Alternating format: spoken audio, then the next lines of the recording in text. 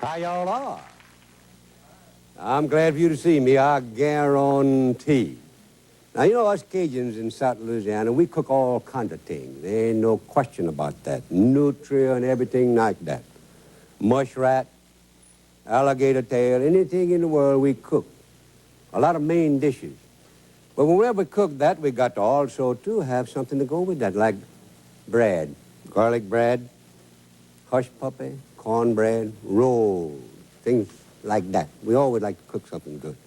You know, whenever I mention bread, I can't help but thought about that little 7-year-old boy who never said a word. He's 7 years old, and he had never spoke one time. And his mama worried like the devil about him. They sent him to all kind of doctor, and they check his ear. He can hear all right, but he don't said something, not a word. Not one single solitary word. And one morning, they were eating breakfast, and he's 7-year-old. And he looked up and he said, this doggone toast is burned like the devil, I guarantee you. Well, man, his mama, did your hand sprung? His papa grabbed the little boy and most squeezed the life out of him. They're so proud he can talk. And after about 5 or 4 minutes of that hand sprung and all that kind of stuff, the mama said, son, we're so glad you can talk. How come you didn't said something before? He said, up to now, everything been okay. Well, up to now, everything been okay, but we're going to make some garlic bread for you right now. And it's real easy to make. So we make it. Oh, wait, let me get me a knife here where I can slice that bread. I think I found one here that I can do that with. Yeah. Now, you notice here that I got a garlic press and some garlic. This is a clove of garlic. That's a clove. I got a garlic press here. I put that on there like that. Press it on. I don't want to lose any of that because it's all good. Put it back in there like that and put another clove. You put as much garlic as you would like. This is all according to taste, you know. It doesn't make any difference. Just so you put what you like in there. I don't want to take too much time pressing. I just wanted to be sure I could show you how to press garlic. And when you clean your garlic press, you be sure that you get all of it out of there. It usually leaves a little film. And when you clean that, you get that film out. Because if you don't, your garlic's going to taste bitter the next time you press some in there. And that's enough of that. And I got some already here. I might just well put that on there. Like that. Ooh, boy. This is, you walk by your neighbor's house, they can tell you had garlic bread, I'll guarantee. Now, you notice that I'm just mixing that up. I'm getting that mix up like that.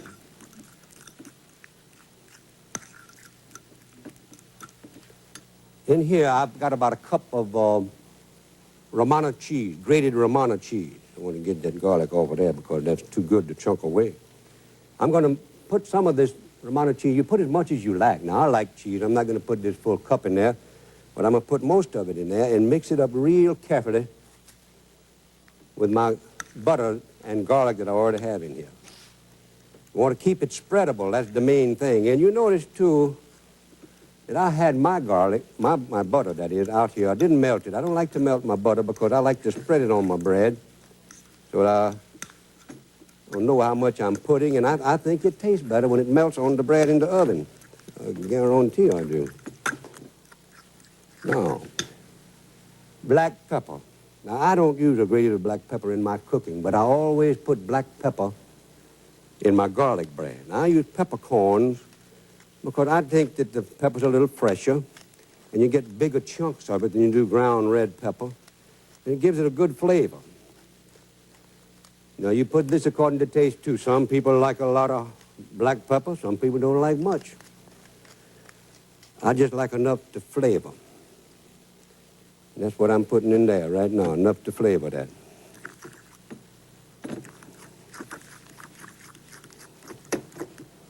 And lay that down, because I know I'm going to knock it off if I don't.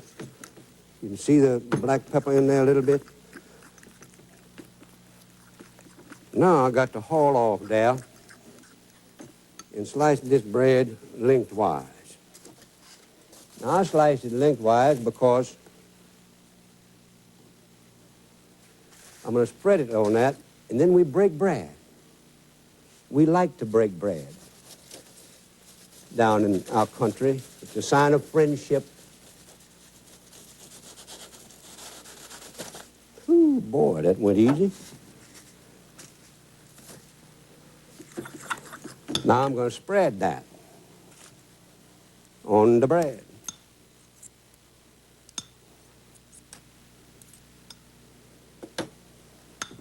Now, it looks like I've got too much, but I don't have.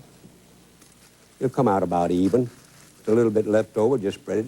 Tick, put it on there, a lot of it there, because it's going to taste good, I guarantee.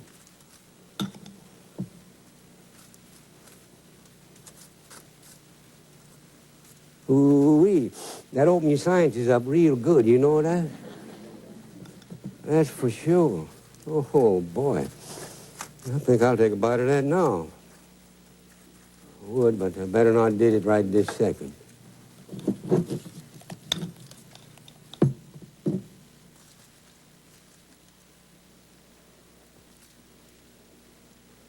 Well, look good. I'll tell you, that's broken up on many a courtship, though. Oh, guarantee.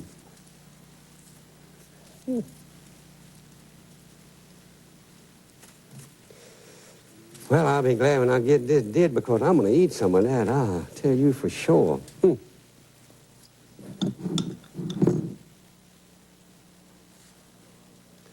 I put a lot of this because I want it to soak in the bread, because it tastes so good when it's soaked in there like that. It's kind of thin right there. Might just as well, ooh-wee. That smells good.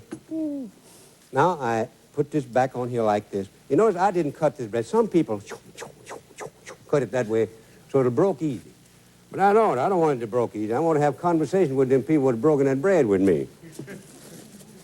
We close it real good and tight.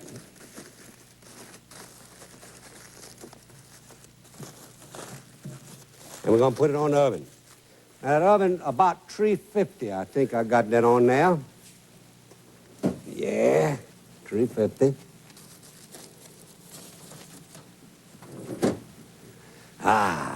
Now, we'll eat it in about 15 or 20 minutes, and it's real good eating when we take it out of there, I guarantee.